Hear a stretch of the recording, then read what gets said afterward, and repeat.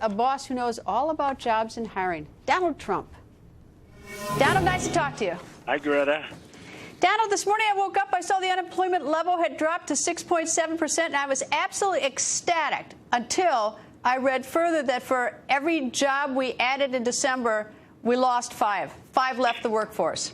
It is such an unfair number, that 6.7, because, as you know, it's people that have given up looking for work. All of a sudden, they become essentially, for purposes of numbers, they become employed.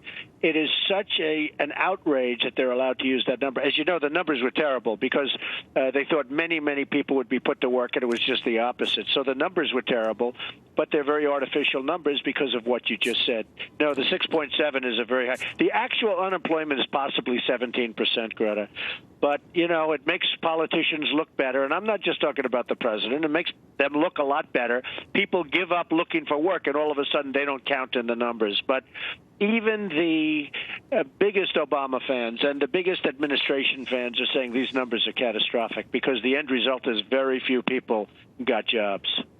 You know, at some point, it's almost like being in a plane. You get down so low to the ground that there's no recovery almost. I mean, you can recover from a few bumps at 36,000 feet. When you get down to about 2,000 feet, you can't take much. We are now getting to that point for a lot of Americans. We're down low to the ground.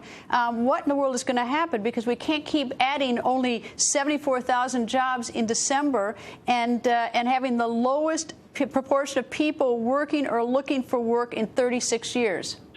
Well, this number was amazing because everybody thought we were going to be adding 300,000 plus jobs, and they were expecting 300,000, and that would have been a good number, and they were actually expecting maybe more than that.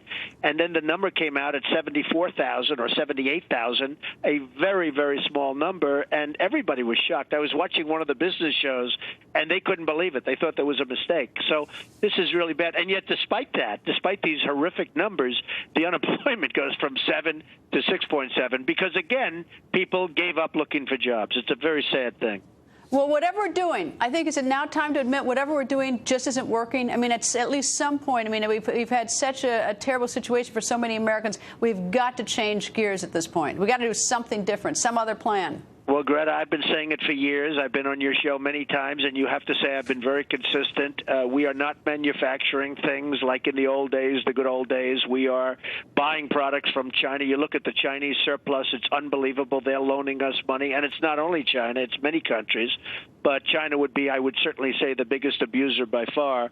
But you look at what's going on even in Mexico now, where Mexico all of a sudden is really doing a great job and very much to our expense. So it's so many different countries are smiling and they're so happy because they are making our product and we are buying the product and we're having tremendous deficits. But the bottom line is we're not doing jobs. All right, let me ask you about, are you running for governor? Because I understand you're meeting with some people or have met with some people about running for governor of New York.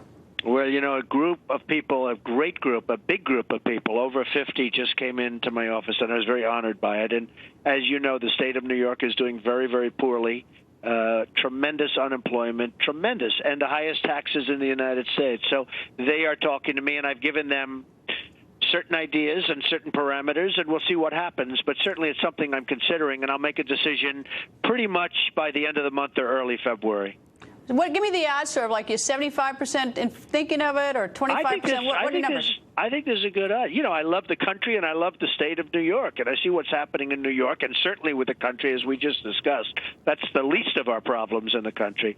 But I see what's going on with the state of New York, and it's really it's a very sad situation. So if I'm betting money, what are the odds right now tonight? I realize things could change. If there's unity in the Republican, and I said this, if there's unity in the Republican Party, I would do it. There has to be unity. They have to Give me a number. Well, let's say 50-50. How about a 50-50 number? 50, okay, all right. If we have to go with numbers, but I want to see unity in the Republic. You know, the state is 3-1 Democratic, so it's not something that's so easy to do. And if you do it, you have to do it right. But when you have sound bites that you're the #1 taxed state in the nation, that's a bad sound bite if you happen to be an incumbent governor. All right, talking about numbers, how about the number 10 for The Apprentice?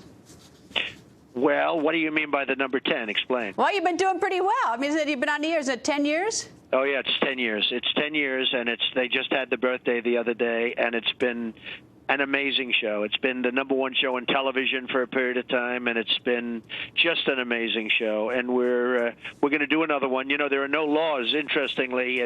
If you run for federal office, you can't have a show because they have the equal time provisions, which make it impossible. If you run for state office, you can.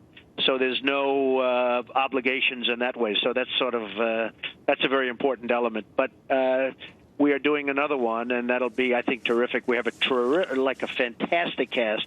But I'm very honored. Who would have thought that Donald Trump, 10 years on primetime television? Who would have thought this? I don't know, but congratulations on 10 years. And should I plan to come up to New York when you make your announcement, so you'll sit down with me and make it right here on the record? Well, I'd love to have you. You've been a friend, and you're somebody that's a very special person, and you do really great at what you do. So I'd certainly love to have you. And it was great to see you at Billy Graham's birthday party, because he is a special, special man. And so is Franklin, by the way. Indeed, indeed. All right, thank you, Donald. Nice to talk to you. Thanks a lot, Greta.